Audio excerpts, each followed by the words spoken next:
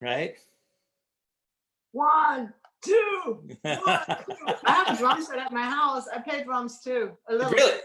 You got drums in a different room? Do you have drums in a different room there? Yeah, they're in a different room. Okay. Yeah.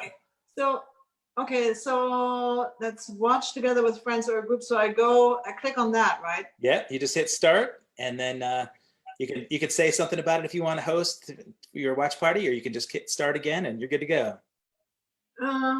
It doesn't do anything. Just below the picture. Start. Okay, start. Hit the start button. They don't make it extremely easy. So I click on that, right? Oh, okay. Duh. And then if you want to, what I prefer is I jump back to the Zoom window just because there's a little latency on the Facebook window. But I'm not going to watch it on here. I'm just going to turn the sound off. Okay, so cool. Okay, hit start. I'm not saying anything because I guess things will be said. Okay, cool. Yeah. Oh, we've got all sorts of people that jumped in, including your dear friend Glenn Sobel hopped on just now, I see. Hey, Glenn. Glenn is there? Glenn is there, you bet. Yeah, we've got all sorts of fun folks. We got our buddies how do I see who's there? Sorry, guys. Hi, everybody. I'm doing a watch party, and I've never done this before. So, see, all sorts of people that jumped in. Your dear friend Glenn. And as you watch for it, so that'll be on your Facebook watch party. You can see the people that join. They may have joined on my watch party, who knows? But I can share. I'll chime in and let you know which guys jumped on. But while we look through this, I'll do a little introduction. How's it sound? Okay, sounds good. Awesome. There are enough people here that have joined that actually know absolutely who you are, who they think you know. They know who you are.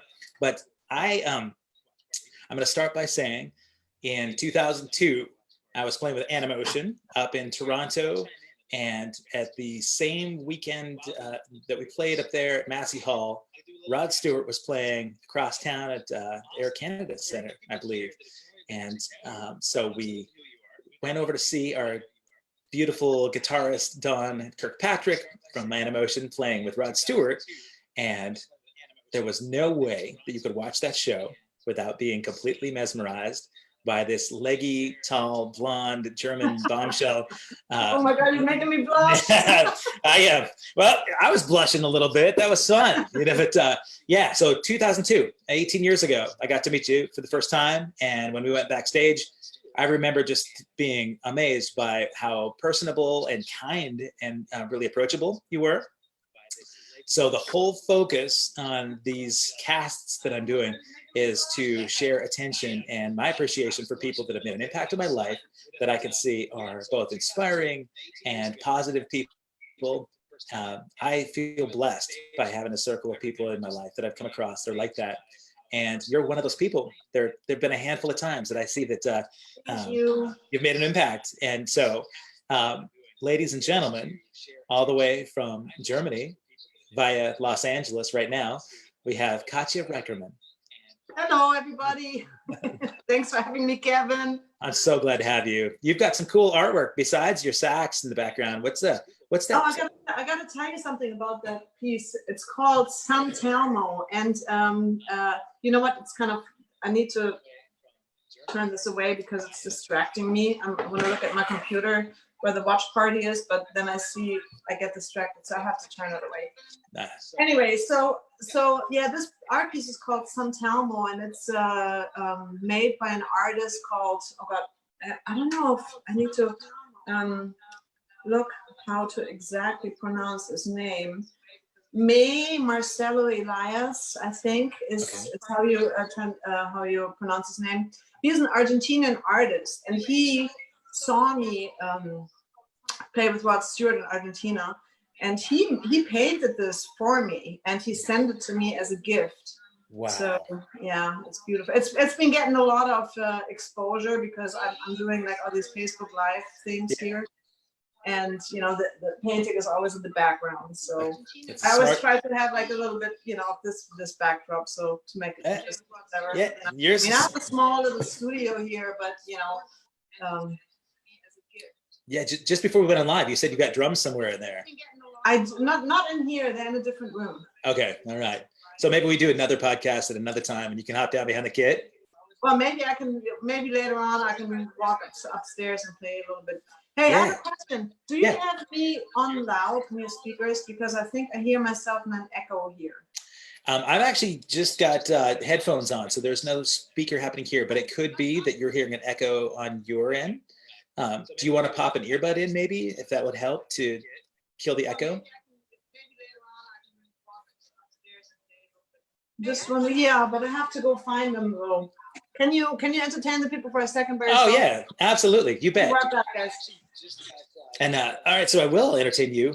There are a bunch of things that we're going to get to with KATJA today. And in the meantime, I could tell you about some guests that I have planned to have discussions and conversations with this week. My dear friend and boss, Mike Score from A Flock of Seagulls, is going to be doing an all access live conversation with me coming up. This Sunday, a little bit later in the evening at 8 o'clock Pacific time, I'm going to be talking to Phil Buckman of Fuel, and he was formerly the bass player for Filter, and you would probably know him from his voiceover doing all the work for those gratuitous Carl's Jr. commercials. So Phil's going to be on Sunday night, and we're going to do part 2 of the Glenn Sobel cast. We didn't get nearly deep into it enough this past week, and so Glenn's going to be with me on Wednesday at 3 p.m. Monday, Terry Finley, tour manager for Chicago and Pat Benatar and Little River Band. Terry Finley, tour manager extraordinaire. He'll be with me on Monday. So I'll be posting all these links to all the interviews. And if you've got questions for any of these people, chime in and let me know. But we've got KATJA back here. And, yay! I feel so honored that KATJA got an opportunity to put makeup on for this conversation. I did. You know, I don't really wear makeup at all, like these days. So I was like, well, it's a special occasion. I actually get to put on some real clothes. Yeah. And I put on some real clothes instead of like, you know, sweatpants or pajamas. Right. You know, there was one day where I didn't get out of my pajama until like 6 p.m. because I was like, I better take a shower. Yeah. Well, doesn't really matter. The days and the hours just kind of blend together, don't they? So. Yeah. But you kind of have, you kind of have to time everything right too. Like for me, with the hair washing and stuff like that. I had a big plan for today to go grocery shopping. This is the day. Isn't it funny that's the big outing for the day, is to go shop for food? Oh my God. I was mentally so exhausted after I got back. It took like 3 hours. Oh, you already went? Yeah, I already went. Went because, you're supposed to take a shower afterwards and wash your hair and stuff. So I went. I was at Trader Joe's this morning at 9 o'clock. Stood in line for about half an hour. Bought a bunch of stuff. Then I went to Ralph's. And then by the time I got back to the house, it was like, I think 2.5 hours later. Wow. And then it took like another hour to unpack everything and sanitize everything and put it away. And then I was like, throw all the clothes on the washer and dryer. Yeah, done like I still hear myself, Kevin. So you might have the sound on your end. Can you take off your? Let me see. How's that? Is that better? Yeah. Well, yeah, one of my playback windows, I think the Facebook live playback was actually, sorry about that. It was really distracting me. I'm so sorry about that. It's okay. I'm still working out the bugs in this process, especially when I've got a couple of different streams, happening. So thank you for the heads up. And glad that's not, if it was distracting you, it's probably distracting other people too. So, but what part of LA do you live in? I live in the Hollywood Hills near, do you know LA at all a little bit? Yeah, I do. Near Barham and Cahuenga. Oh, yeah. I live up in the hills and I have a view over Universal Studios. Basically. I can walk to Universal Studios. That is a good location. Wow. Not that I ever go there. I haven't been to Universal Studios in like probably 18 years. It's not really my thing, I don't really like big crowds and all that. So. Well, you're in luck now if there's no big crowds for some time to come, right? So. Yeah. Right. Well, I didn't really mean it that way, but yeah, I guess. Wow. Yeah, no, that's a good locale, and it's close in. You're still able to get around and play in locals a lot, and I think we could jump around a little bit. I'm super ADD, but I do like to kind of start at an origin. if you're cool with it, I'd like to know what brought you here from Germany and when you came. Oh, well, I came in 97, so not that long before I met you for the first time. And my brother was already here. Mm. Are you Ralph. aware? Yeah, Ralph, you know my brother, right? Or you know of him, or you know. Yeah, you may not remember. We had the conversation because we can get to the story, but Scorpions were my all-time favorite band from childhood, and I actually went to Hanover to try to find the band when I was 18. I was the crazy stalker fan. So I didn't know that. Did yeah. you tell me that? But I'm very forgetful. You might have told me like, you probably told me like in 2002 when we first met. Yeah. So that's so long ago. So I'm like, well, I think it should have been that you would have been embarrassed by my goofiness, and that would have like been not memorable at all. So yes, I loved Scorps. I love that Ralph was in the band as the bassist, and I think you had some experience with Scorpions as well and performance as well. But we can get to it. Ralph was here. Yeah. What do you mean Ralph is here? Is he Ralph, in the no. Ralph was here in LA. That's what brought you to the States. Yeah. He lived here already. He had my brother had moved here. I think in the late 80s, very late 80s, he moved here. Okay. And he was struggling, of course, like everybody else. And then somehow, miraculously, he got the gig with the Scorpions because he already kind of looked like the original bass player, Francis Buchholz. Right. So they were looking for a bass player, and what's his name? I think his name is Edgar Patrick. He's a drummer. Do you know who he is? Do you know him? Edgar Patrick. He's a drummer in one of those other 80s bands. And he was here, and he, somewhat knew the Scorpions, and he somehow it happened that my brother got the opportunity to go over there for an audition, and he got the gig. So, wow. But that was like I think that was like 92, maybe. Sounds right. I think yeah, about 92. So my brother then eventually he moved back to Germany after he got the gig with the Scorpions. To be around, and then once he got settled after a couple of years, he moved back here. Okay. So he had been here for a while, and I just in 97 was kind of a bad year for me. I had a relationship in Germany. I lived with a guy, and we kind of like had a painful breakup. And I just wanted to get away for a minute. So I was like, well, let's go over to, let me turn off my mail because it's loud. Let me go and visit my brother in LA. I was just going to come here to visit him. Really? And okay. Yeah, I never planned on moving here. So, but then when I came, my brother actually introduced me to all these cool musicians. I don't know, back in the days there was this jam session going on at the Baked Potato. Yeah. With Teddy Andreadis. He was the keyboard player for Guns N' Roses at the time. Right. Yeah. Called the Screaming Cocktail Hour. Okay. And it was once a week. And all the Toto guys and all the big shot rock guys, they would all come and sit in. So my brother introduced me to Teddy, and then I asked Teddy if I could sit in as well, and he said sure. So I got to play with all these amazing rock musicians, and I still didn't think that I was going to move here. But then from one day to the other, when I had to back home after like 2 weeks on vacation, I was like, why do I even want to go back? There's nothing really that is inviting to me to go back. I'm going back to an empty apartment because me and my ex-boyfriend, we had a breakup, and musically it wasn't really that happening for me over there either. I mean, I was doing like lots of corporate events, and I was teaching and stuff like that, but it wasn't like anything exciting.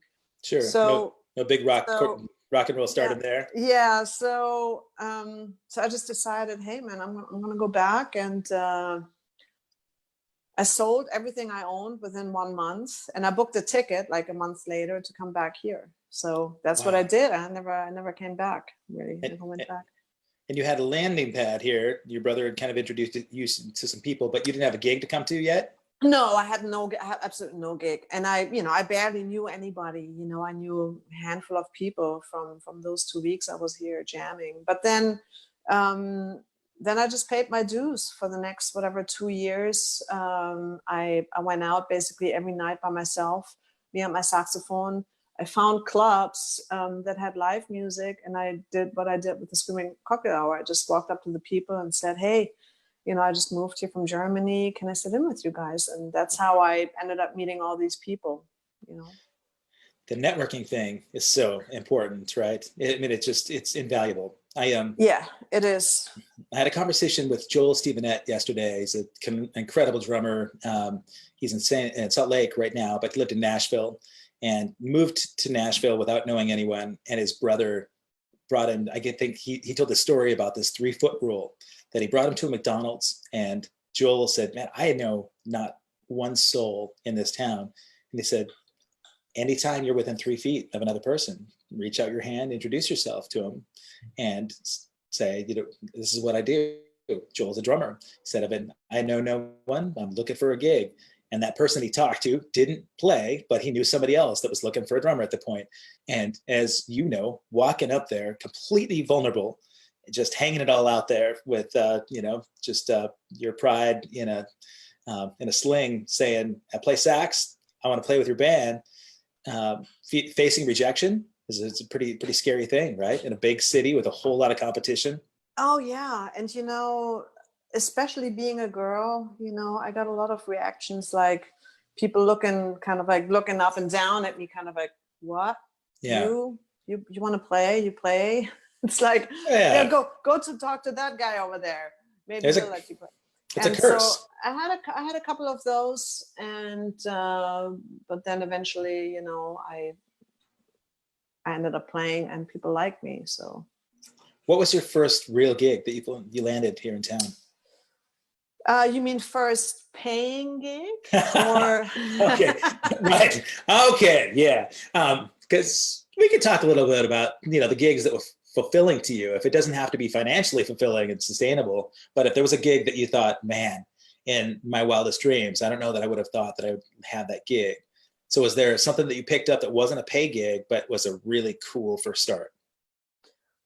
Well, I don't know. I mean, I did my real first gig was actually playing in a big band called Swing Incorporated. Okay.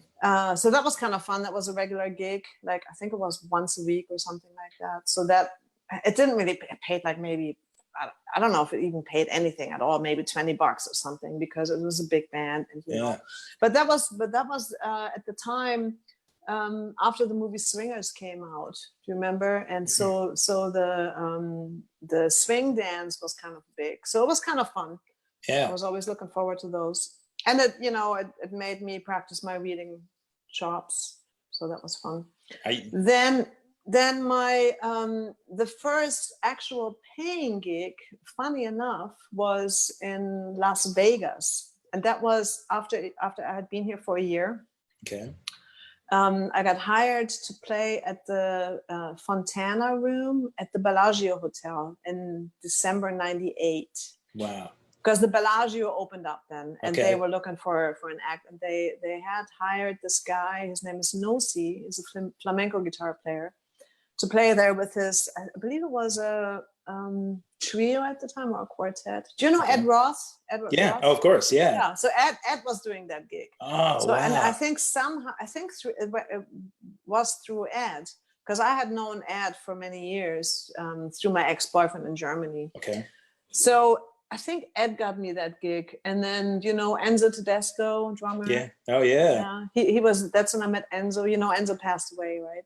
I didn't know that. Yeah. Wow. Yeah. So he passed away a couple of years ago. He had cancer. Yeah. Very, very sad. Because he became one of my really, really dear friends, and he was always my drummer. Mm-hmm. He played with like Gino Vanelli, and Yeah, of course. He was an amazing drummer. Yeah, it was very sad. Anyway, so it was Ed Roth, Enzo Tedesco, and then this guy Nossi, and I played saxophone. And that was for like 2 months, kind of a residency. I think I don't know if we played 5 nights or 6 nights a week. not so sure. They put us up at the Bellagio Hotel, which was kind of nice. The money was okay. I mean, it was, I don't even remember how much it was. Let it be 1,000 a week or something. It's so long ago. But, you know, it was my first real paying gig, you know. Yeah, and with some serious players too. And I and they asked me if I wanted to move to Vegas because they were considering having the band there at all times. And I thought about it actually only for like a minute, not even more than that, because you know, for obvious reasons. I didn't move to the States to end up in a Vegas lounge band, you know. Totally. That's not what I wanted. So yeah, then I came back to LA, and then I started playing with Branscombe Richmond. You know who he is? I don't. He's an actor. Okay. Mainly. He was in the TV show called The Renegades with Lorenzo Lamas in the 80s. You also know him, you know, he's done a bunch of other movies. When you see him, you know exactly which guy it is. I'm sure. Yeah. He's like this really tall Indian looking guy, even though he's not Indian at all. His father is Tahitian. So that's what his roots are. But he wasn't the Scorpion King and et cetera, et cetera. So he's one of those actors that, you know, when you see him, you're like, oh, that guy, but you don't know his name. And he's a good player. No, he actually was a singer. He had a band. He was representative for Indian Motorcycles. Okay. And this was also like, I think that started, when did I start playing with him? Probably 99 or 2000, I think. Okay. And because he was representative for Indian Motorcycles, we ended up playing all kinds of biker events, actually all over the world. Oh, wow. So yeah, he was really big in France for some reason, or is he still, I believe. And so we toured Europe a couple of times, and then we even went to Brazil with Peter Fonda. Peter Fonda was one of our special guests, so that was kind of cool. Oh, what a sweet man. Yeah, totally. Fonda's a good guy. Yeah. Was this your first touring experience? No. I had toured when I was back in Germany. I toured, with several acts. Okay. So yeah, that was Branscombe Richmond. So that was kind of fun. And then I think in the meantime, I kind of like had put my own band together, you know, because I've always been writing music, and I had this vision of putting this band together with really super talented, cool personality, young, good-looking guys. Yeah, nice. So smart marketing. So I had been like on the outlook of that, and believe it or not, you know who was my drummer, my first drummer? Who's that? You can guess. Glenn Sobel. Exactly. Yeah. What's up, Glenn? Glenn was my first drummer, and then Andreas Geck. He's a bass player. Okay. Also from Germany, and then I met Rafael Moreira, guitar player from Brazil. Rafa. Amazing, Rafa. Yeah, he had only just moved here too. And then I don't know who played keyboards. I had a couple of like Ohad and Chichi Alara played with me. So anyway, so this was like this band I put together, and we started playing gigs at the Baked Potato, like a regular thing at the Baked Potato. And this band was kind of like a good luck charm for everybody. We did that for, you know, a little while, and then all of a sudden everybody in that band got like their big break gigs. Right on. You know, I mean, Glenn, obviously we know what Glenn has been doing, you know, Alice Cooper, Hollywood Vampires, I don't know. He's played with so many famous people now. And then Andreas Geck, he started playing with Christina Aguilera, I don't know, I can't even think of like all kinds of famous people, and Hafa, of course, you know, with Pink. It's also Christina Aguilera. Right. So this band was kind of like a good luck charm for everybody. And then I got the gig with Rod, so that was kind of cool. Right after that? Well, it was kind of like during that time, you know. Okay. I mean, that band existed for a while, and then all of a sudden everybody kind of like got all these big gigs. So then I kind of stopped performing with that band because everybody got super busy touring.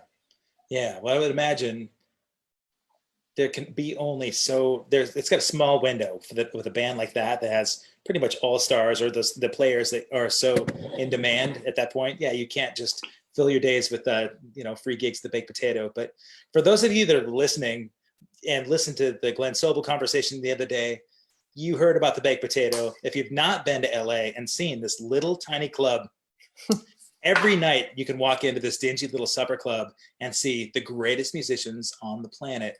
And you're gonna laugh, KATJA, but I've never been in the baked potato. Really?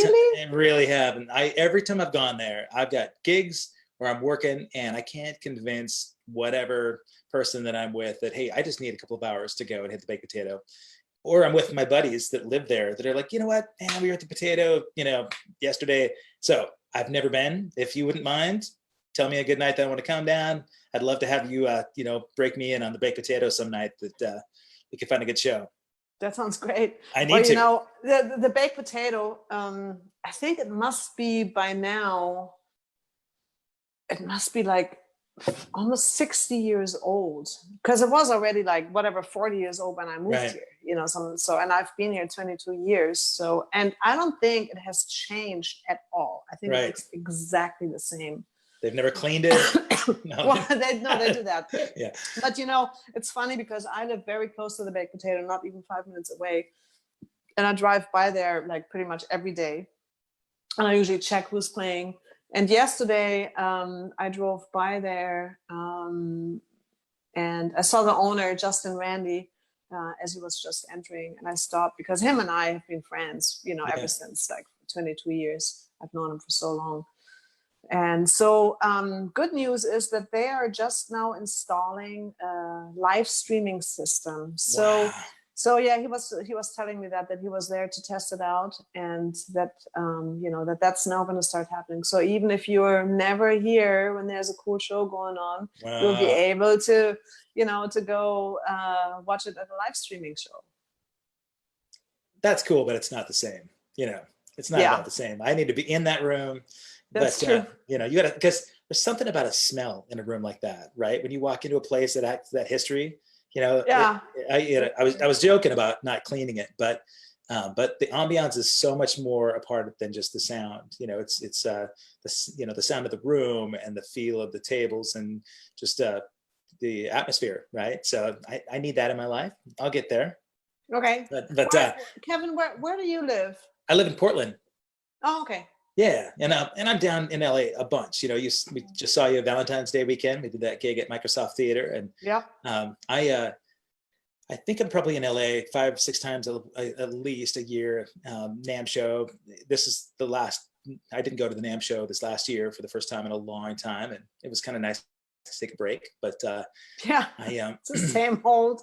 Yeah, and as I get older. Yeah. It was super exciting. Like the first couple of years I was here, always, because oh my God, there's like Omar Hakim walking there, right. People like that, or but it's changed. It's not like that anymore. Yeah. Maybe because you and I are a little bit more, what do you call it? Mature now, and speak for yourself. I'm older, but I don't know if I'm that much mature. But I had a funny experience a couple of years ago. My son, I have a 21-year-old son that's he's desperate to move to LA. He's a hip hop artist, and he's an amazing drummer. He's really into prog rock, but he's into the hip hop scene. He's dying to go to LA. I got to take him to the NAMM show a couple of years ago for the first time, and we closed it down. Sundays it kind of thins out and everything kind of winds down. And we happened to be up in the Roland booth or the Roland wing on Sunday at like 4:00 when everything is shutting down and almost everyone was gone. And as we're leaving the Roland stuff, checking out the drums, the keyboards are next door. Huge entourage walks by and kind of pushes us aside, and it's Stevie Wonder, right? And Stevie's coming in at the end of the day to just chop out on some stuff, and there's nobody around. But they weren't letting anybody out of the little vicinity. So my son and I just sat and watched Stevie chop out for a while. And he had his group of security guys around him.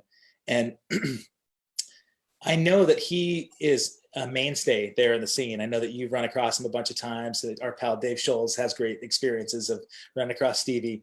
But that was the first time that I'd been, sort of in that close proximity where I could watch him play. And I had goosebumps. You could feel the energy that Stevie had just walking into the room, and he sits down behind the keyboard and starts just going for it, not feeling around on the keyboard, just playing. And my son's like, "Oh, is that like one of those impersonator guys?" And I said, "No, that's Stevie Wonder." He goes, "No, it's not." And I go, "It's Stevie Wonder." He goes, "No, Stevie Wonder's blind." And I go, "I know, that's the deal, dude." And my son totally thought he was full of shit. The guy was making it up. So yeah, it's pretty amazing experience. It doesn't have the magic that it used to, but but it's neat to see some people like that are world-class artists. Have you played with Stevie? No. No. No, You I wish. Okay. Oh, come I on. wish. Yeah, you would rip it, man. I should play that song. I wish. Yeah. You've played with some huge artists. You talked about the baked potato leading you to the gig with Rod. How did that come about? Just, having paid my dues. And actually I met a guy called Paul Blazik at a party. And he was friends with Randy Castillo. Do you remember Randy? So actually, they kind of like came over and talked to me, both of them. So, and they were getting my number. This was like, of course, like 20 years ago when I was a little younger. Getting your number, not for a gig, but they're saying, "Hey, what's up?" So they were like, yeah, they were digging me. So so we started talking, and then Paul played in a band with Carmen Rojas. Oh, wow. A band called The Rock. And Carmen Rojas was the MD and bass band MD for Rod Stewart's band. Right. So Paul and Randy Castillo played in that band as well for a minute. In Zohas? The Rock. Or The Rock, okay. The Rock, yeah. The Rock, okay. Rock. So they invited me to one of their gigs in Hollywood. So I went, and that's when I met Carmen for the first time. And then like, I don't know, maybe 4 or 5 months passed or something like that, and man, this is a long story. You really want me to tell you that whole story? I do. It's pretty, you know why? Because, when you get the biggest gigs in the world, people need to know, how does it happen? It's just all, yeah, it's just all coincidences, but it was meant to be, it was meant to be. So I gotta take it back a little bit to like a lot earlier.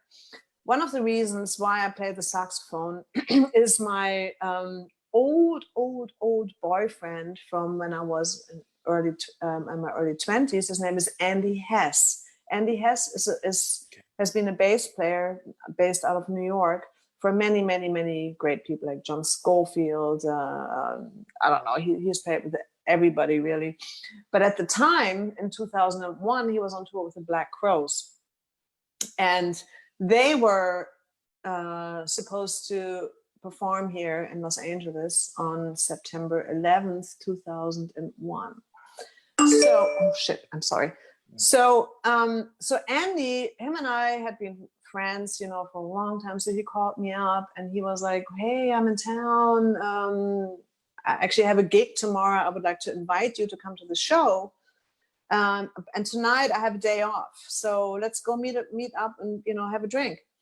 And I didn't want to go because I was kind of in a funk. I was kind of depressed. Things hadn't been going well. I had been here for like 4 years. And even though the Branscombe gigs were fun and stuff, but it hadn't been moving forward to, what I had it to, wanted it to be. I was kind of depressed a little bit. I didn't want to go. And he was like, "No, come on, I'll buy you a drink." So he basically forced me to go out, and we went to this place. I think it was called The Joint on Pico. And that's where I ran into Carmine again, the bass player for Rod's band.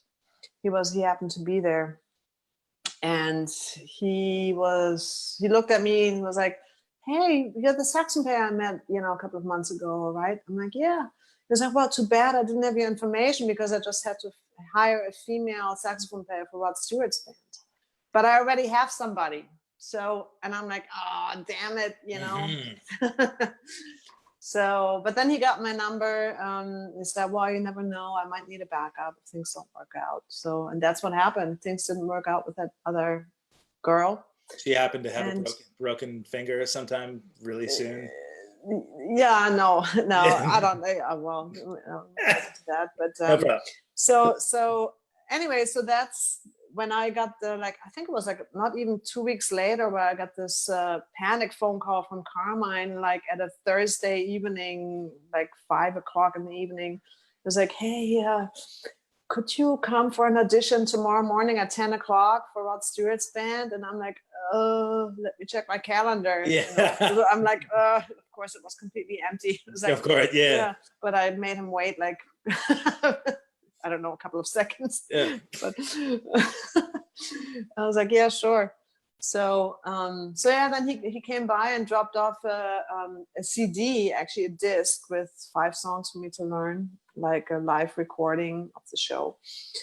And so I, practiced all night, and I went into the audition the next morning, and I got the gig. So, wow. and then there was no more rehearsals, because that was the last day they had scheduled to rehearse to work in the new saxophone player, but the tour was continuing.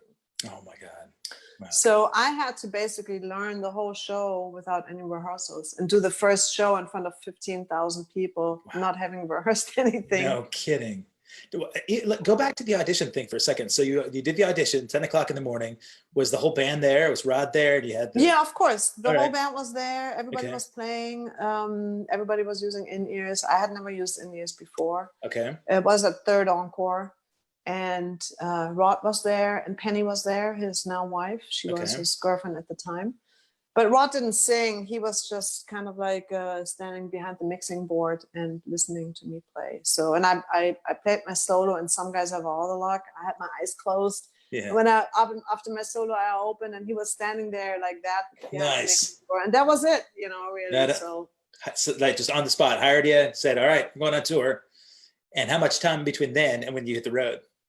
I think it was like maybe 4 days. Oh, enough time to do your laundry. So, yeah. I mean, it was crazy. I mean, I had to, and we were leaving for like 2 months, So I had to, and at the time there was no online banking. I had a roommate at the time who I had to trust with my checks, here to pay some bills. And that ended up being a disaster, because when I got back, there was some, money being stolen. So it was, anyway, that was all a little bit disastrous. But no, but I mean, I had to kind of like organize my whole life. Wow. So in like 4 days, and learn the whole show by myself. Yeah, that's not an easy gig to pull off either, because you guys were doing long shows, right? That Rod Stewart show was a long gig, right? I think at that time it was still 2 parts. He would actually take a break in between, so it was 2 sets of about an hour. You do the main set and the American Songbook thing at the end, is that right? Not at that. Right when I joined, the American Songbook came, I want to say, a year or a year and a half later. Okay, all right. So you decided. So at the time I joined, it was just pure rock and roll. It was very rock and roll. Crazy. And then, the hits, so many hits. It's mind blowing to watch that show. And I know. The first time I saw him was the time that I met you in 2002, and I just kept thinking, how can these all be just hit after hit after hit? These are all his songs, and you kind of don't realize that catalog was all Rod. Even with Faces and some of his other work. But I mean, the collective that Rod has is massive, right? And you hear it all the time, and you're on the road with him, I'm sure, and people are just mobbing him. I do remember that was the first show that I saw, that I really saw 3 generations of fans coming to. I saw women in his demographic, that were right around 70, and then their daughters that were also, sort of seeing Rod as the sex symbol, that they grew up with in the 80s, and then their daughters and sons. But really, it was 3 completely separate generations of fans, which to me from a marketing idea, I thought, oh my God, it's genius, because you're passing on the legacy, for all these kids. They're going to continue to love and appreciate those songs for generations to come. And, that's mailbox money for a long time, right? So, Yeah. but, so you, at that point too, you had Palmer playing drums, and Don Kirkpatrick was on guitar. Yes. When you first met Carmine, had Eddie Martinez been doing guitar in that gig, or was Eddie prior to that? Do you know Eddie? No, I don't. Okay, Eddie was working. But yeah, when I joined, it was Donkey, of course, okay. and Paul Warren. Okay, cool. So yeah, that was a long running gig, and then Conrad started playing bass in the band after that, right? Yeah. And you had Chuck Kent as his music director and keyboards. Yeah, but he's not with him anymore either. He's not? Chuck, really? No. Chuck had some kind of an accident and hurt his hand. I'm not sure how many years ago, maybe 2 years ago, something like, because I have not been with Rod since basically the summer, I want to say 2015. Okay. I think my last gig with Rod was was Rock in Rio in Brazil. Jesus. Yeah, it was just a small little gig, and in front of I don't know how many freaking thousands. Is that like 300,000? Isn't that right? I mean, they get like 300,000 people at Rock in Rio. I know, it's like lots of people. Yeah, lots of people. So yeah, right. that ended up being my last gig with him, and wow. But what was I talking about? The lineup. I was asking you a little bit about. Chuck. Yeah, Chuck Kentis. Yeah, he. I think like about I want to say maybe 3 years ago, he hurt his hand, and so he couldn't play. So they brought Kevin Savigar back. Do you know Kevin? I don't. Kevin used to play in the band like a long time ago. Okay. So he used to tour, and he's really good friends with Rod. And Kevin also produced some of his latest records. Okay. Wrote and produced some of his latest records. So made sense to bring him right in. Yeah. But, well, the bands that I've seen you perform with Rod have been incredible. There's there's synergy on stage from everybody. The backup singers, the girls that I've seen play with the band. And what is synergy? This energy that's shared on stage, where it was this collective unit that was so strong. You could tell there was and either it was well faked or it seemed sincere. Okay. We're all actors. Yeah, well, in some kind. There was a show that we did for Dawn, right? So Dawn developed that the non-Hodgkin's lymphoma, and there was the benefit that was put on for him at the Key Club. Club, yeah. And that show in particular was one of the times that I really got to see the type of person you were. There were a bunch of donations that were put together as auction items to make money for that event. That's when I talked to you about my Scorpions fanaticism, because you came in with an autographed Flying V that was Rudolf Schenker's guitar, and you were auctioning that thing off, and I bought $500 worth of raffle tickets, and I didn't win. The woman who won it had bought one raffle ticket, and I was so pissed. And I went to her right afterwards, and she seemed indifferent. She's like, it goes to good charity, whatever. And I said, look, if you're really not that much of a Scorpions fan, I would love to buy that guitar from you. But she didn't want to get rid of it. But that's when, I sort of did super fan. I was excited about, the opportunity to have that guitar. But I watched you from the beginning of that day, set up the merch stuff. You sat there and swiped credit cards, and you did all this for Don. And I know that he's like family for you in the band. And Don Kirkpatrick really is just a sweet, kind, amazing human being. But to see you do that when you're kind of getting mobbed by fans and you had a gig to play and all this other stuff, I thought it just showed the kind of character you had, the unselfish character. And after that is when I talked to Glenn about you and other people that know you in the scene. And they said, yeah, she's not just a phenomenal player who happens to be beautiful and, dynamic, but she's really down to earth, sweet, kind person, and there's no way that you'd be getting those kind of referrals for those gigs, walking in, and sure, your chops could get you the gig, but the fact that you're a good hang is probably what kept you there for so long, right? How long did you do the Rod gig? 14 years. Yeah, that's just Yeah. crazy tenure, right? And then you were done 15. So tell me a little bit about what happened after Rod Stewart. That's a very good question. It was kind of crazy because I didn't expect that to end. You know, Rod just decided he wanted a change. He decided he wanted to take a second violinist on stage instead of the horn section.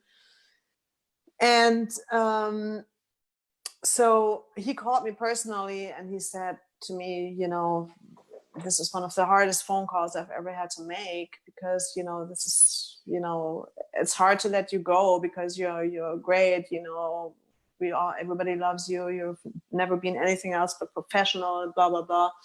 But I want to change it up a little bit. And plus his music kind of like went more in a different direction, you know, so there wasn't that much horn, saxophone, etc. being used. And the unfortunate thing about the timing was that I had just released my latest record called Never Stand Still. And I had basically spent all my money on promoting that record because I thought, you know, we're going to go back on tour next year. So it was very difficult financially for me to recover from that, you know. So I really had to kind of like change my whole lifestyle from one day to the other. Wow. You know how, you know, like going out meeting with people for like happy hours and drinks all the time, going to dinner, you know, I didn't do any of that anymore because couldn't, you know, me and my brother, we own a house. So, you know, every dime I make goes into the house. So yeah. And then, you know, also having had toured for so many years, I wasn't really in the available musician scene. Right. Is that how you word it? No, yeah, maybe yeah. not. Well, sure. You know what I mean? You couldn't just pick up another gig because you're touring all the time. Because I wasn't the person that would get any phone calls from anybody because people were thinking, A, you know, she's busy, she's on touring with Rod, or she's probably too expensive anyway, you know, Right. like any of those reasons. So my phone wouldn't ring for any other gigs. So it took me a while to get people, you know, to call me again for gigs. So yeah. What an identity crush, right? I mean, really, there's a good friend of mine just wrote this book about a loss of identity at sort of midlife level and interviewed me for a podcast where it talked about, you know, the things that we go through in our business, right? Your identity is oftentimes sort of, it's derived from our position in the band, right? And so for 14, 15 years, everybody knew KATJA REICKERMANN, the saxophonist from Rod Stewart, right? You were this iconic figure there, one of the biggest artists in all time. And the perception that people might have too is that because it's such a major status symbol and your stature is so great, they probably expect that the paycheck is a lot bigger than it really is, right? And that's not to disparage anything with Rod or anybody else out there, but unless you're the primary songwriter, the income that comes in from gigs like that is not what the public might think, right? So when income dries up after a gig like that or during a pandemic, then we're kind of faced without the mailbox money that you know, you were kind of hoping for. It's great that at that point you had your album that you just came out with and you're hoping to have some residual money, I'm guessing, to come back through, but the backup plan of your primary gig just went away. So you internalized, you adapted, you shifted, you didn't go out and you weren't hanging so much socially. What happened in that withdrawal period? Was it a creative space or did you kind of go through a real dark time? No, it was kind of a mixture. I went through a dark time. I also had gone through a breakup, I must say. So that, you know, it all kind of like came together. Of course. So it was like, I think the first year was really hard for me. But then eventually I kind of like turned around and I started practicing a lot. And I I must say, I'm now looking back, I'm super grateful for this opportunity, because I feel like a 1,000% better player than I was than what I was when I was playing with Rod. Really? Because I'm playing all the time. Yeah. Like this is what I do. I'm here, I'm practicing, I'm trying to write new songs. I work on projects. I I built up my repertoire of songs. I've learned so many songs in those past couple of years, Wow. and it's fun because Yeah. I'm streaming also. I don't know if you saw any of my I- Facebook live streams, but I only started doing those Facebook live streams in the last couple of weeks during the pandemic. Yeah. But I was on a couple of streaming apps before that, kind of like as a extra sort of an income as well. Sure. And during that time, I developed like this huge repertoire of songs. So basically what I do, I just download karaoke tracks of like songs that I like. Yeah. And then I just learn the melody and I play to them. And, that's what I do to entertain the people. And people actually really love it. Yeah. I can, and I started doing solo gigs right before the pandemic. I play at like restaurants, just me, and I bring my little Bose speaker, and I have my nice. iPad, and I have all these tracks, and I can play for like hours. Wow. Do like some Rolling Stones, some Beatles, some you name it, like some Tina Turner. I like to do a lot of like 70s and 80s stuff, because that's what I grew up with. Sure. Some 60s stuff. So I don't really do that much modern, like nowadays music, because I don't really listen to that stuff that much. Well, that stuff, the stuff that you're playing, actually, is it's upbeat and uplifting, right? So that 70s, 80s stuff is, as playing in these bands. Just saw you play with Wang Chung. Oh right? yeah, The that was atmosphere. so much fun. Oh my God, you killed it! You were awesome, and playing with a flock of seagulls. For me, I enjoy the songs because I grew up with that music and it's fun to play. But the reaction you get from people is so good, because the feeling they had in the 80s during that time was so easy, right? Life was so simple. We didn't have complications of the financial stuff and political stuff and all this other thing going on. They can just tune out for a couple of hours and just sit back and let you take over and absorb the music. And so if you're doing that kind of music too, just bringing this kind of joy to people, I think it's a fascinating thing that you do. I was really excited that you said that you might play a little bit for us tonight, because I think it's a gift that you have that so very few people have. It'd be great to be able to share this with our people. Is it a tough thing to kind of get to your sax and maybe play in just a moment? No, I can totally do that. Absolutely, okay. No problem. Yeah. I saw there were some comments. A great friend of mine, this sax player here, Eric Raby, is a guy that I've done a bunch of session work with, and he, fills in everybody across the board. And he actually had technical questions for. He said, "What kind of mouthpieces do you prefer?" Okay. And what reeds?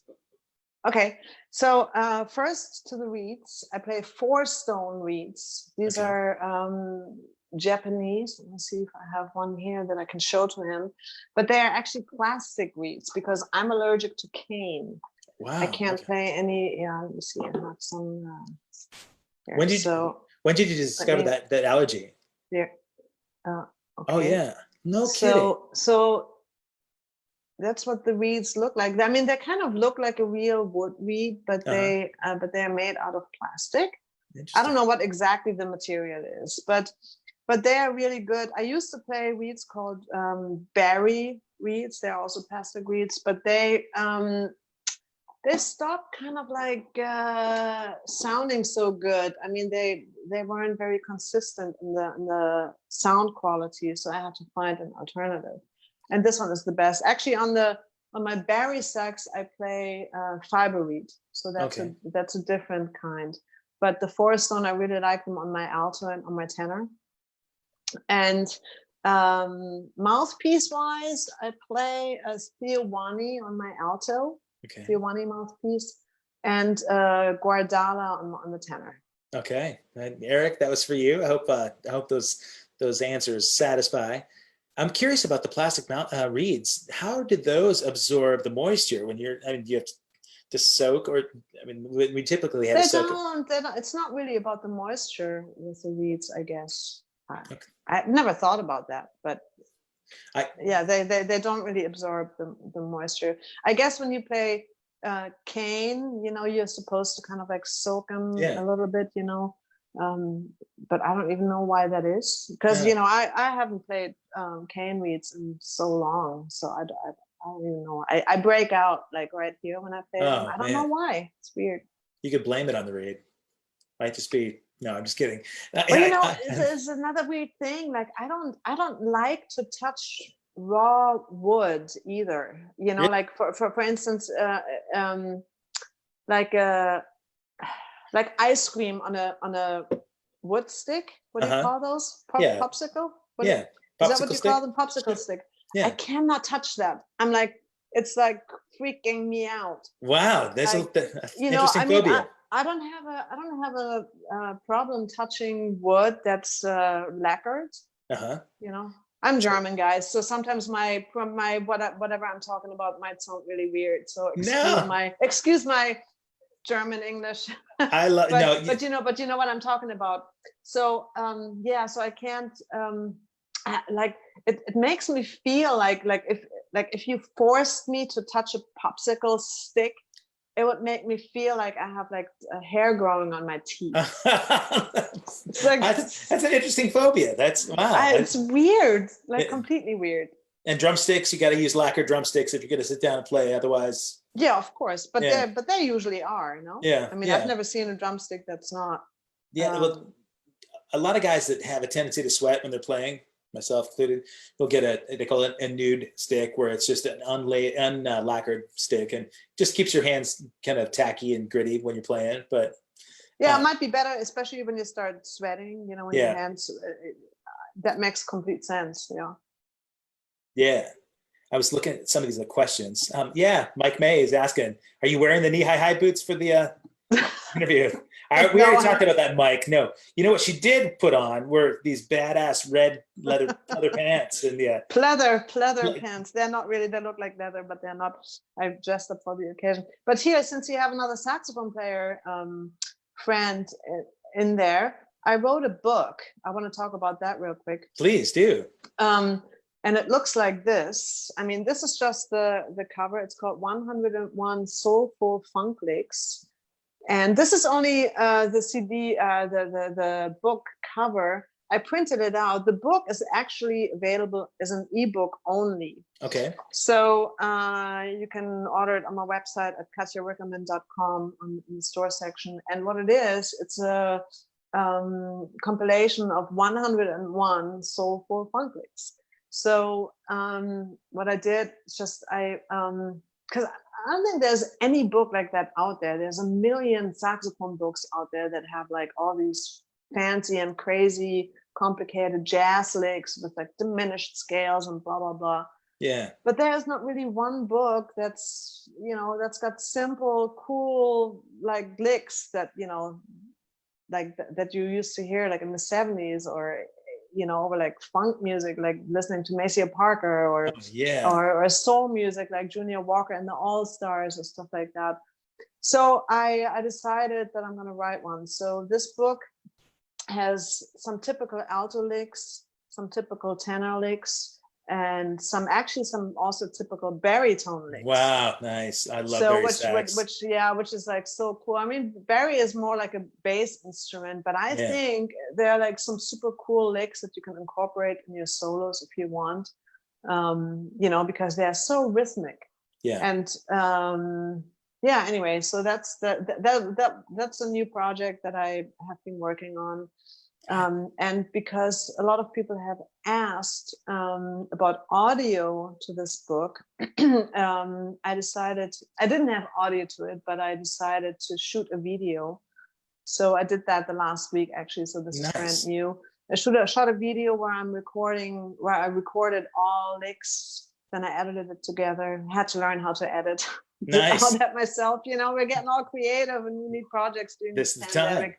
So yeah, so the book is available on my website for $15, and if you want to also get the video, it's available for $10. Nice. It's anyway. So I just wanted to talk about that for a second. Oh yeah, Since you have a saxophone player in the house, Not only do we, my father actually is a sax player as well. He was a tenor and alto sax player. He played some Barry, had a soprano sax, but he started me at playing. Actually, he was playing Dixieland band gigs when I was young, and so I'd sneak in his Dixieland gigs, and he finally got me on a jazz gig on drums for the first time, and it blew my mind. I was hooked, So he really was an inspiration to me, and lost part of his finger. We grew up in the mountains in Montana, right? So he was logging and getting firewood and smashed his finger, and he made a prosthetic to play sax and continue to play for a long time. Wow. Where did he lose it? Where about? It was right that first knuckle, or up to this second knuckle. So so all those pads that he's hitting with the tips of this finger, he had to get with a straight prosthetic that he made. It was a tough change for him, but Wow. I just found, as we're in this pandemic, home videos and some archived DV tapes that I'm capturing, and I've got some gigs that we played together that he's using his prosthetic. And even when he wouldn't use the prosthetic, the way he could bend in and use the nub of that finger, crazy. Because he did this in his he was probably about 70 when he took the finger. And so, his whole lifetime of playing got changed to be able to make that change, but it didn't stop him from gigging. And I love that, so, but wow, that's very inspiring. Yeah. I knew a guy long time ago. This was when I was still living in Germany. I want to say I met this guy maybe, over 30 years ago. And he cut off all his fingers he was mowing the lawn. Oh no, God. And he got his fingers in there, so chopped up everything. And he also somehow had the saxophone actually changed. Like they, he didn't have prosthetics on his fingers, but the keys kind of like he made them with something longer so he could hit them with the short fingers. So, but yeah, how crazy. Honestly, my stomach turns when I think about those kinds of wounds, right? I know. Your livelihood, but the fact that people are resilient enough to want to continue to do that is great, right? Think about the drummer for Def Leppard. Yeah, and not only that he was willing to do it, but the band had his back, right? And that was amazing. Yeah, amazing. They should all be like that. All the bands, right? All for one, one for all. But there's not that many bands anymore, right? Are there still that many bands out there? It's mainly mainly one guy and some hired guns, right? My band included. yeah. But speaking of that, and kind of this transition of performing with different artists, you've been doing these gigs with Dave Scholes, right? Our friend Davey, and he brought you into the Wang Chung fold. But that's true. You were doing some of the live jams in LA. Is that where that happened? Well, Dave was one of the first people I met here as well. I think I met Dave. Let's see. He says 18 years ago or something like that, because he moved here probably 18 years ago. That would have been 2002 or 3 or 4 or something like that. I may have met you first. Yeah, you met. Yeah, probably. I win. Probably. So, but I'm not sure. But I met Dave for the first time, I believe, at the Backstage Cafe in Beverly Hills. Oh wow! Do you remember that place? Did you ever go? I went to the jams there. Yeah. Yeah. So that was another one of those amazing jams and places that was happening back in the day. It doesn't exist like that anymore in LA. LA has changed so much. There's not really cool places like that anymore. Backstage, I actually jammed there one night, and it was super tiny, right? Yeah. And the jam would happen upstairs, and the keyboard player, you would only ever see the back of the keyboard player because he had to be turned like a certain way and the drummer was turned because there was no room for everybody to see each other. Yeah. So one time I jammed there and, I just played. I don't remember what we played, jammed something. So I'm done playing. I go back down, pack up my saxophone. And this guy walks up to me and was like, man, that was an amazing job. You just played with Herbie Hancock, right? Oh, and I'm like, no, I had no idea. Are you kidding me? I didn't see the keyboard player. Oh my God. So I jammed with Herbie Hancock. Wow. So, but that, that was obviously another day. It might have been Dave Schultz might have been there as well, but that's when I met Dave Schultz, and that's where I met Randy Cook. Do you know Randy? I love Randy Cook. Randy is like, Randy, I love him. So that's where I met him for the first time. I met so many people there. Yeah. And ever since I met Dave Schultz, basically I've been like his saxophone player for these jams whenever I'm available, Right. So he's a good matchmaker for a lot of that kind of stuff, Mm-hmm. For sure. So he had Nick West doing that gig for a little bit too. Did you play with her on bass? I did. Yeah, we did. We did a couple of shows together. God. Yeah. Such a fucking badass. I'm sorry, man. We had our matching purple mohawks at one time during the NAMM show, and I said, this is as close to cool as I'm going to get taking a picture with you. So she is just mind blowing. Her chops, and I feel like a teenager watching her play. Thinking, God, she's badass. Want to play drums with her, Yeah.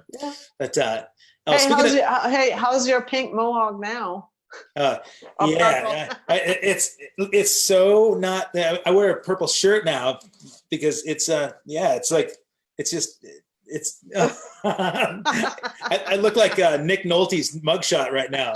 Yeah, that's hilarious. I got the product to do it, but nobody to dress it up for, right? So that's why I did it. I mean that's good. For me, it's like I can't wait to get my hair done. I don't even want to. Thankfully, with this angle, you don't see what's happening in my roots. It's pretty bad. You cover it well. Well, because that's why I'm sitting like this. If you said like that, you would be like, "Oh, what's that?" No, it's just highlights everywhere. Yeah, right. Highlights. I have a dear friend in Germany. Actually, she's in Bonn, Germany, and you remind me a lot of her, Claudia Odenthal. She has a really swank salon, and they're trying right now to the government's trying to figure out ways that they can open up some of these businesses without elevating the curve again. And it's been a real hard. She's been on every one of the podcasts that we've done, even though they're 9 hours ahead, right?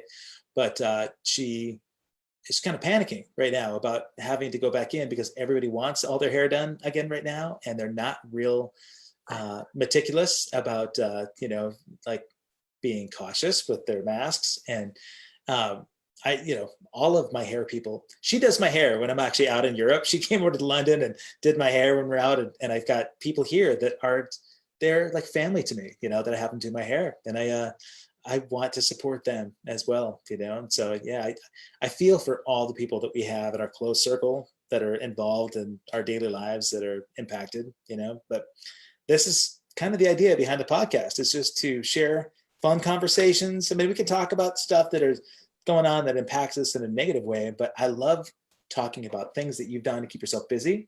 So working on the book and working on chops and finding ways to increase your brand by doing your live performances. That's a great thing.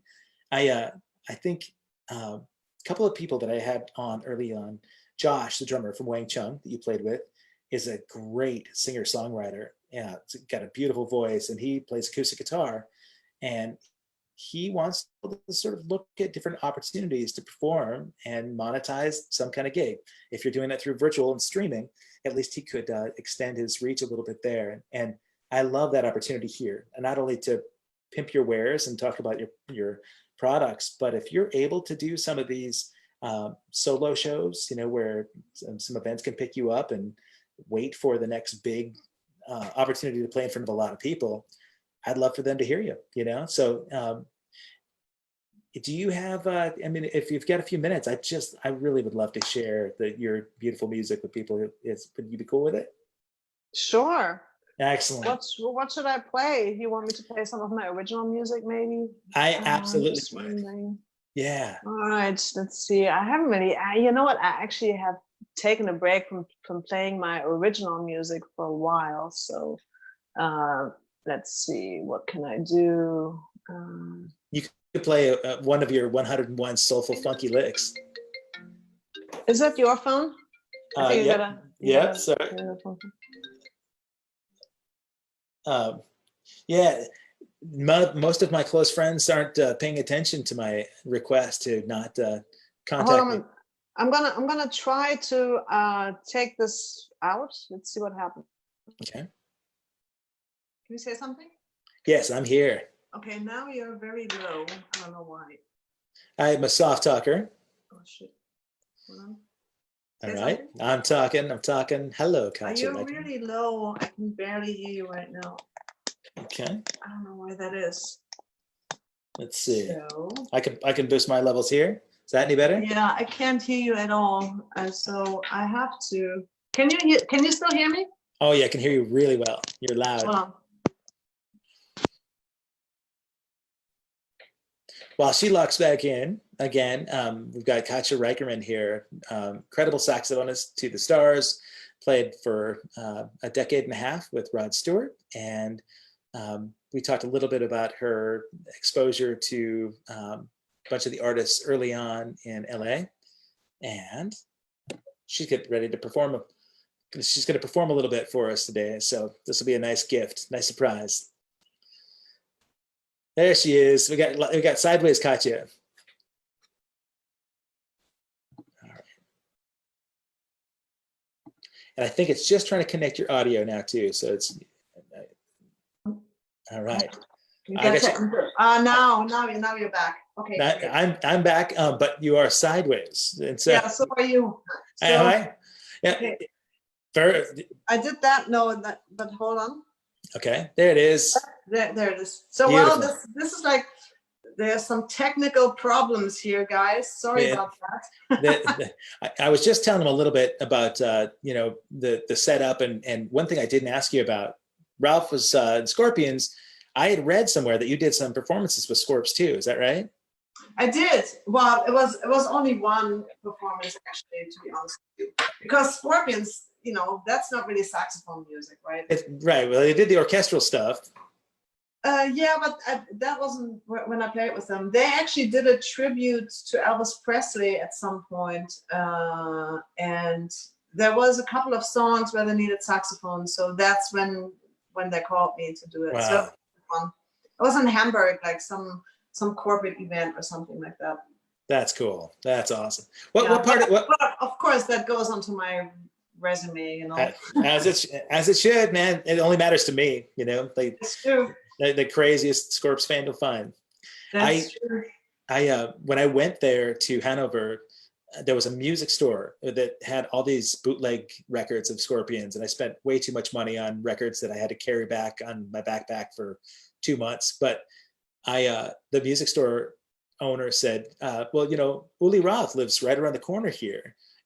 And so they called him up so that I could talk to him, and his wife answers. And I said, sprechen Sie English? And she goes, he really doesn't talk to fans. And I was just such a dumb punk kid, but I thought it was so close to my moment with the Scorps. But, awesome. Yeah. All right. So let me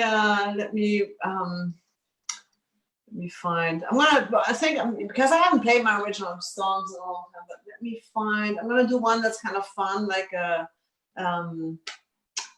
it's called Sweet Talk. Oh, nice. So Sweet Talk. It's like like a Motown-ish.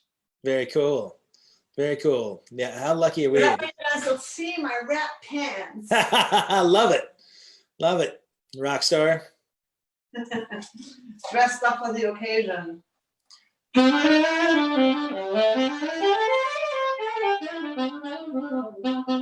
Oh, yes. God.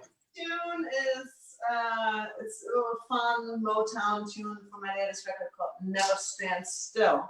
Okay. It's got some vocals on it too, a little bit, so it's fun.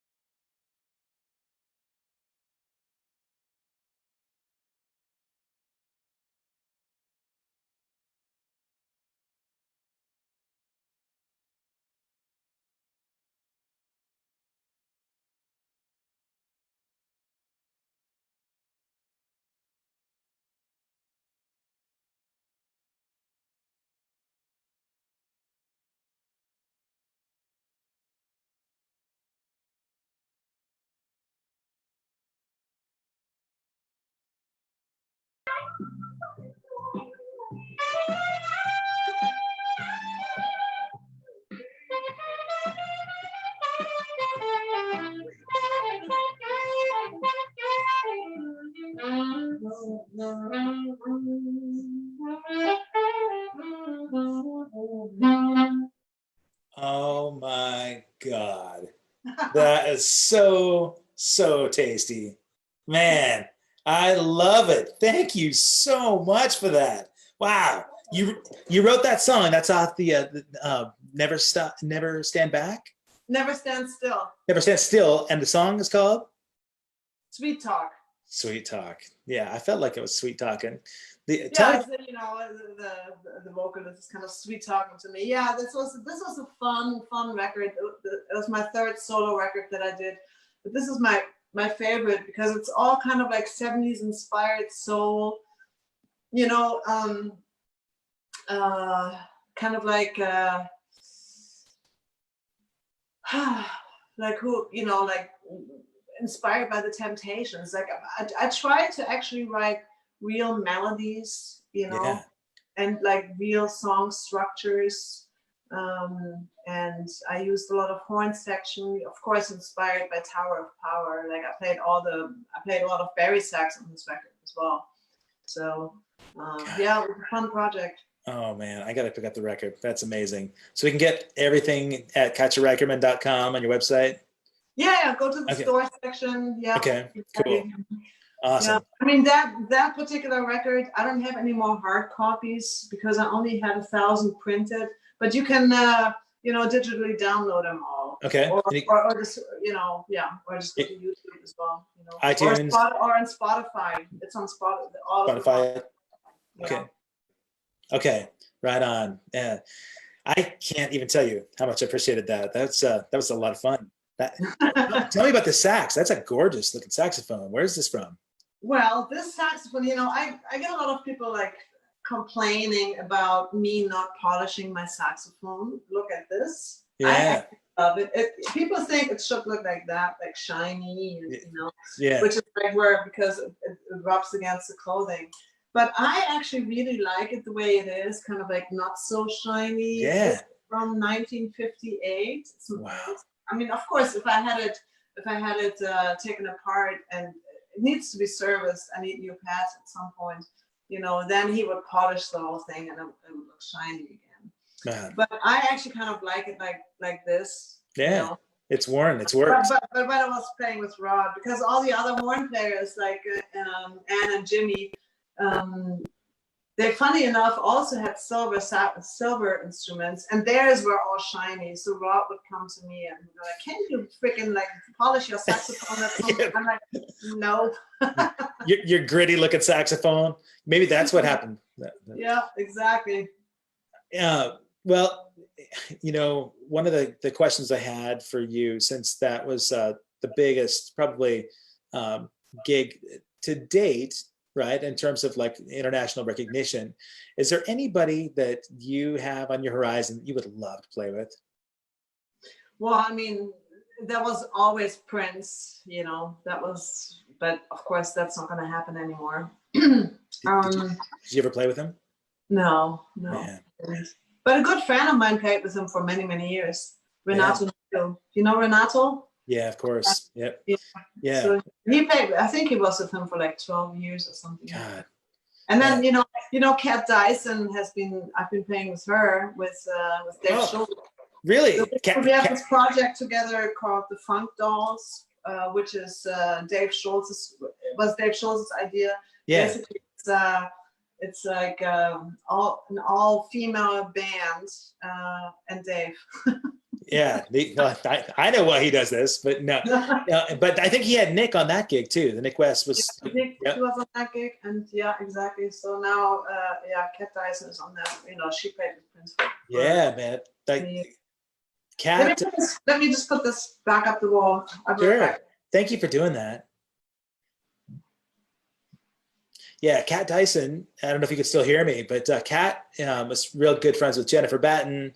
Jennifer's up here. I did an interview with her a couple of days ago, and I know that Jennifer and Kat did some clinic shows up here as well, just recently. And she's got funny stories about Kat and her humor, you know. So, yeah, I think.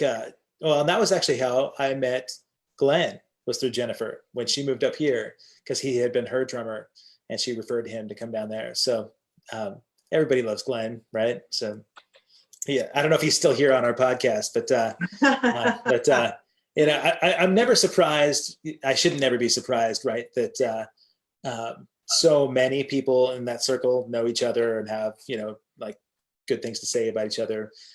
I'm grateful for it because my tendency to, when I would move in those circles without really knowing anybody there, I'd see the guard go up, the walls go up, and people kind of keeping you out of that clique.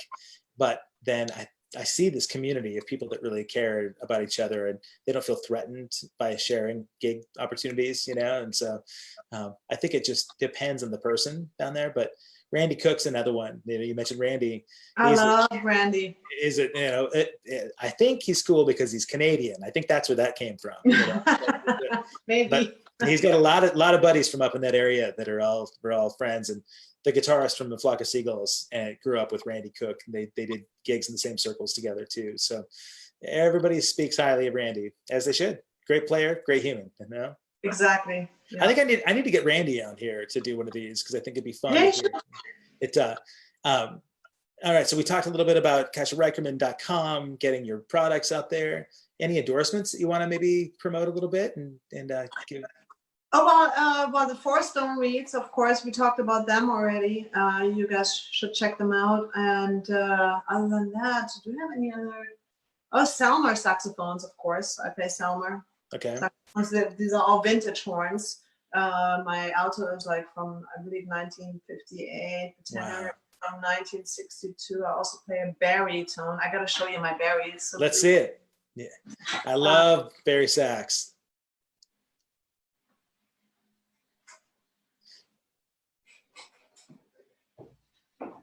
So can you see? Wow, look at that thing. God, yes.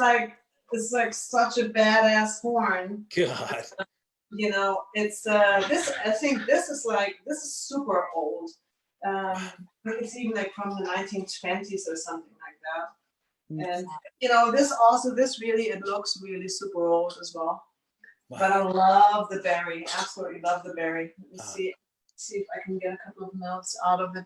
Oh yeah. I love it. Bari sax. A couple of butt ups, whatever. Sexy. Love the butt ups. For people that don't know, KATJA is extremely tall too. So the fact that bari sax has got a dwarfing her right now is that shows you how big that thing is.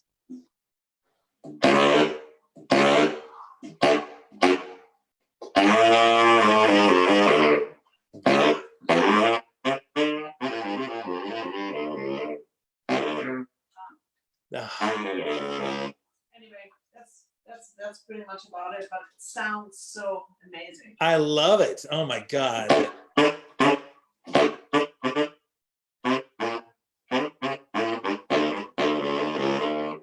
Wow. I love it. Man, it does. We used to play in Tower of Power, play bari sax in Tower of Power. Yeah. Did you ever play with the Tower of Power horns? No, but I opened up for Tower of Power. Okay. This was one of my personal highlights. I mean, definitely amazing because I'm a huge Tower of Power fan. And yeah, just about a little over a year ago, I opened up for them at the first one was, I believe, at the Saban Theater in Hollywood. And it went really well. It was really great fun. And I did it all by myself because, the problem is I really wanted to play with my whole band, which Randy Cook was part of. Oh, cool. But the problem was that, first of all, Tower of Power, they only wanted like maximum a trio because they, of course, the main act sets up and then the opening act sets up in front of it. But I wanted to showcase my music, this Never Stand Still record, which is kind of like musically leans towards the Tower of Power style, soul, funk, soul stuff. So, but I couldn't showcase it with just a trio, so I decided to just play 2 tracks. Wow. So I opened up in front of a full house in front of Tower of Power fans all by myself. Wow. It was crazy. God. But so I walked out there and people were like sitting in the audience, you know, like this. Of course. Yeah. You know, they're like, and they're looking at me kind of like, okay, what the hell is that? And then, but they loved it, you know, like after like a song, they were like standing and you know, dancing. So it was cool. And the Tower of Power guys were also really super supportive and super sweet. So they called me back to do it again, like I think 2 or 3 months later when they performed at the Rose in Pasadena. So, but again, I could only do it like 2 tracks because I wanted to showcase this music. You bet. Well, Yeah. that shows how badass you are, though. That what a cool opportunity.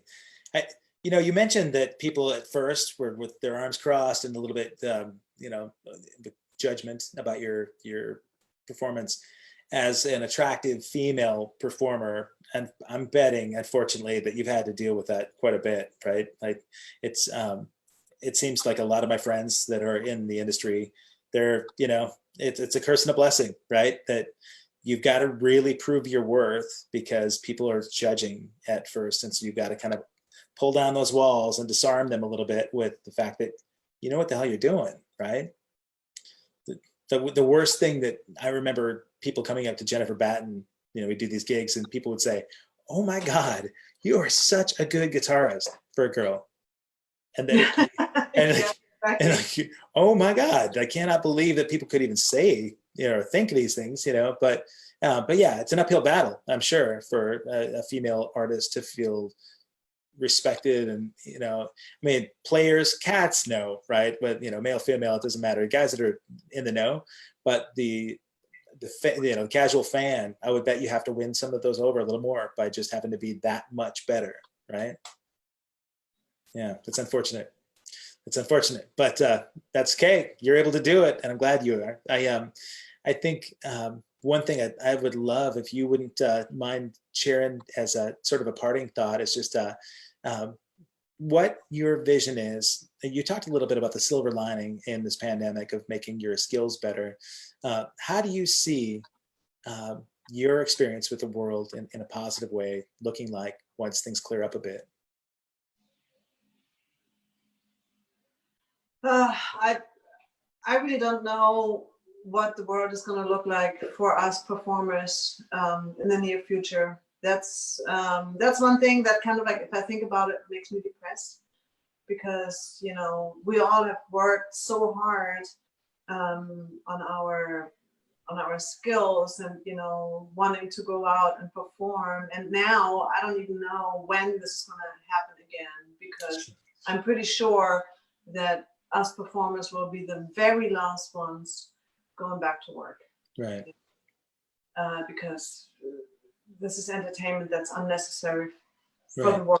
I mean, it's necessary, but it's not essential, right, for living. So I really have no idea. I mean, this year was going to be really great. I had a great, like a bunch cool gigs booked. I was going to travel a bunch with different little projects that were kind of cool and fun. Nothing major, nothing like like a Rod Stewart tour or anything, but cool, fun little projects. And I was really looking forward to that. So now I really have no idea what's going to happen. So I wish I could say something really positive and inspiring to anybody, but I'm not sure.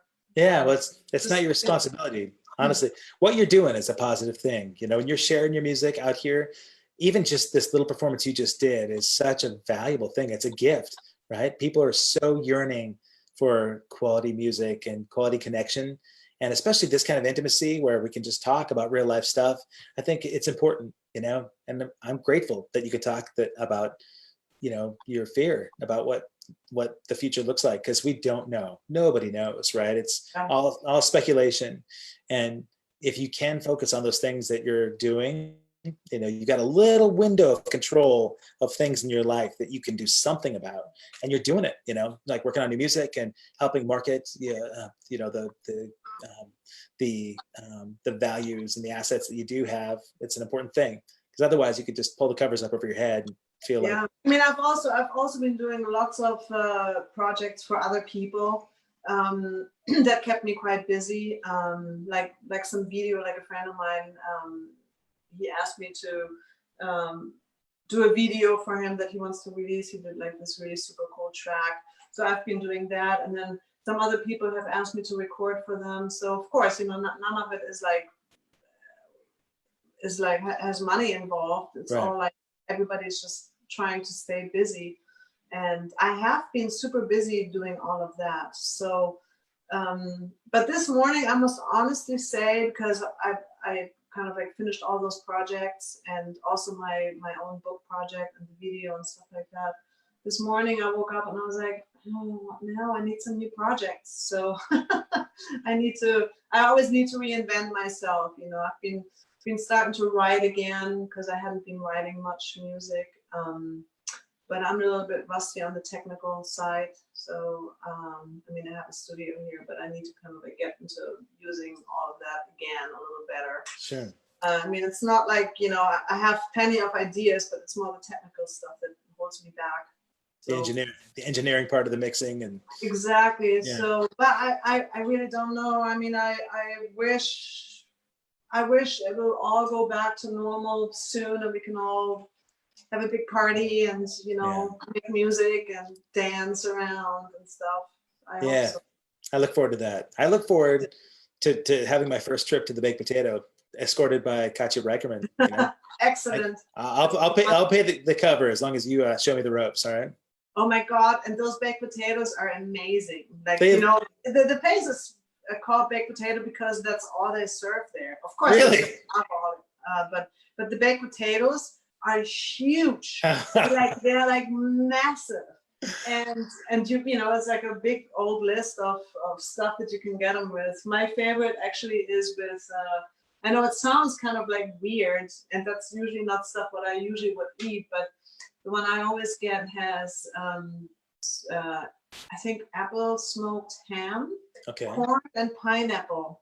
Wow. Interesting. Yeah, right? It's like a Hawaiian potato. Exactly. Wow.